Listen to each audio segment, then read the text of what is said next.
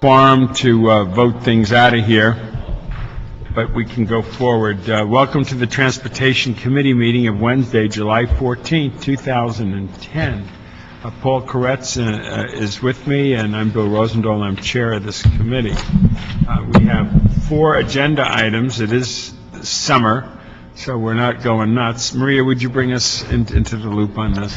The first item you have is the DOT report relative to establishing a temporary preferential parking district number 165 in CD5. Mr. Koretz, you want to talk about that, or DOT want to talk about it, or both? DOT, come on up for a quick second, unless it's on consent. If you'd like it on consent, there aren't any real issues with it. It's just allowing this PPD to the residents to buy permits. And it's just a heavy commercial area where people are severely impacted. This would give them some relief, off Ventura Boulevard. Sounds good. I don't hear anybody against it. When Mr. Parks come in, we'll bring it up again, so it could be unanimous from the committee. So that will move forward on that level. Item number 2. Item number 2 is a Perry Reyes motion requesting the CRA to report relative to the June 17th, 2010 closure of Angels Flight due to the car operating with an open-end gate. I believe there was a request to continue this item. It seems to be the general attitude is to continue it for 30 days. Mr. Koretz, you have any opinion on that issue? I think that's fine to continue it. No problem with that. We'll wait for Mr. Parks for the final vote on that. We have no cards on it either, so that would be the action we would take when Mr. Parks shows up. Motion number 3. Okay, we have item 3 and 4, which are closely related, so I'll just read those together. Item number 3 is a Cardenas-Alarcon motion instructing DOT to develop a pricing strategy for the city's parking facilities and on-street meters in the Van Nuys Civic Center. And then item 4 is a Cardenas-Krikorian motion directing DOT to report on the options to allow the city's surface lots in the Van Nuys Civic Center to remain open until 2 a.m. Mm-hmm. And once again, I see the item is suggested to get a DOT report back in 60 days. Is what I'm hearing here. Yeah, and the council is here to discuss some of the issues if you wanted to hear that. Thank you. Yes, go for it.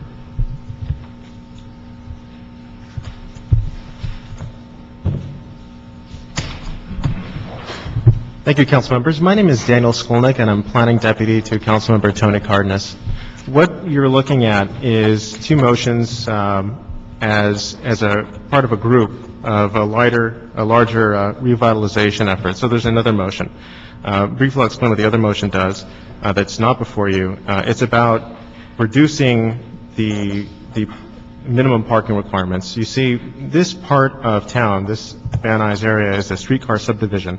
So it was originally designed before cars.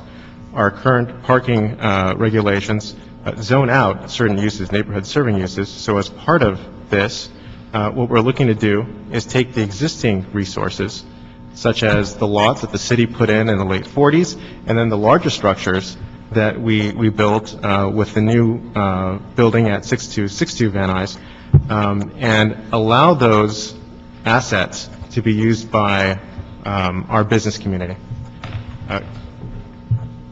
Currently, we close down those lots when we're done with city business. And the other thing is, we don't price them in a way which maximizes their use. It is currently about $1 to park for an hour on the city street, but it's $1.10 to park in lots. So following one's own economic self-interest, you flood the streets. So one of the problems that the merchants have is that folks can't find parking. But it's not really an issue of a shortage of parking. We don't need to build structures. We just need to manage it better. So what these motions are looking to do is direct the departments to report back about, 1, keeping the lots open a little bit later so that our merchants have them available to them. And then 2, coming up with a rational pricing strategy, which may require an act of council for both the on-street and off-street parking, so that our assets for parking are used properly. Thank you. Saved by the bell. Good afternoon, council members. Amir Sadati, Assistant General Manager, LA Department of Transportation, and obviously we would like to work with the office of Councilmember Cardenas and have some further dialogue. So I understand this is a report back, and I think as Daniel mentioned, a lot of those issues have been important to the city, and, as a department and as a Bureau of Parking Operations, we have some of the same philosophies in better managing the parking that's out there. So on the hours, I think that's something that we're going to work with the office or the General Services Department. They're currently managing those lots and parking structures with us, and obviously there's a cost issue there. There's an issue of security as well, but we would definitely do some follow-up in this return time to work with the community as well as the council office on understanding more in detail some of the issues that's at hand, and be able to do some of the short-term solutions fairly quickly. But there are going to be some comprehensive, I think, look as there's 3 different motions, and I think, as Daniel mentioned, there's a whole component of planning. So, down the line, we need, in our report back, we'll probably provide some further detail to this committee on potentially a study that's going to be required to be able to look at the supply, demand, how that usage is being, the utilization, and not besides just the pricing strategy, also are there other things that can be done. I am happy to report that Councilmember Cardenas in that parking meter zone will be getting new parking meter technology as part of that 10,000 single-space meters that the council directed the department to change out. So that's something that's going to happen within the next 2 months. Van Nuys, Sylvian, Irwin Street, so a lot of those streets will be getting some of those new technologies that will enhance the public's being able to use credit cards, and they're more vandal-proof, and they're green energy solar panels that are environmentally more friendly. So those are some of the key short-term things that we can do as we look at the bigger picture of managing the parking and also tying in the land use to this area. As was mentioned, there's a resurgence of businesses and restaurants that are opening or staying open later. So I think it's a good strategy to look at that, and we'll be happy to do that. And in our report back, we'll provide some more steps of what I think is needed and what we can accomplish between now and the report backs. We'll work with the office of Councilmember Cardenas to make sure that we make those adjustments. And I think that covers both motions. I know, are you taking 3 and 4 together? Are you? Okay. So I think on number 4, as I mentioned, we will be working with the General Services Department. I think there's a request to stay open as late as 2 a.m., but we relook at that, and we had that actually about a year and a half ago, and I think there were some challenges. And right now, I think cost is one of the issues, but, working with the community, maybe there's some, things that we can do, and some other ideas that can come forth from that. So the department's on board working and reporting back, I believe, in 60 days on this matter. Very good. When you mentioned the new meters, the new technology, to kind of get a better feeling of that, did we order more of those, or we're moving forward with it now? We're no longer holding off on any of the meters? Or what? This is the 10,000 lease program that the council directed us to do about a month and a half ago. So Yeah. that's our task. We're 30% finished with that. We're hoping to finish that by end of August.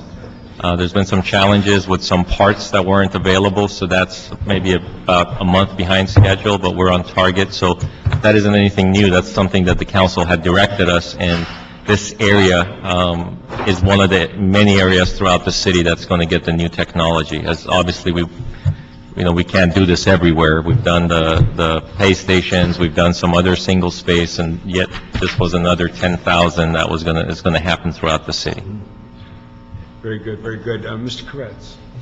Yeah, I know the area well enough, and it seems like there's a lot of things we could do, especially the signage, I think, is one of the more problematic things. So if we do some signage and do some PR around the lots, and probably also bump up the on-street parking a little bit so that it's actually more advantageous to park in the lots, I think we'd get much better utilization. It sounds like we're we're looking in all those directions. So I think this will have a very positive result if we follow through on it. I agree with you on that. And Mr. Labange has joined us. We now have a quorum here. Mr. Labange, this is item 3 and 4.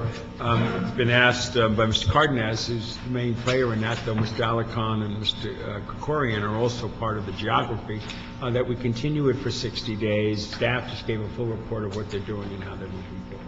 Very well. Okay. Is that unanimous on that? And Mr. Labange, items 1 and item 2, with your support, would go on consent. Could I ask you, Maria, real quickly to do item 1 and 2 so that... Item number 1 was the DOT report relative to establishing the temporary preferential parking district 165, and we were going to approve that on consent. And then item 2 is the Perry Reyes motion on the Angels Flight report back. We were going to continue that for 30 days and get a report from the CRA. Great. Okay. Mr. Labange has said okay, and Mr. Koretz and I had said it before, so it's unanimous from the committee. Both items 1 and 2 will be passed out of committee right now. Great. That's it. Anything else before us? Anybody else have anything else they want to talk about? Any public? I just have comment? a question I have. Was there a city attorney here? City attorney? I'm sorry, I missed the question. Yeah, you're our city attorney. Yes. Oh, thank you. Good afternoon. Just an inquiry, Mr. Chair. In the past, the city council has had to pay significant lawsuits due to non-striping of streets after they're paved. With the new budget, I need to know, is there a connection and an awareness to this?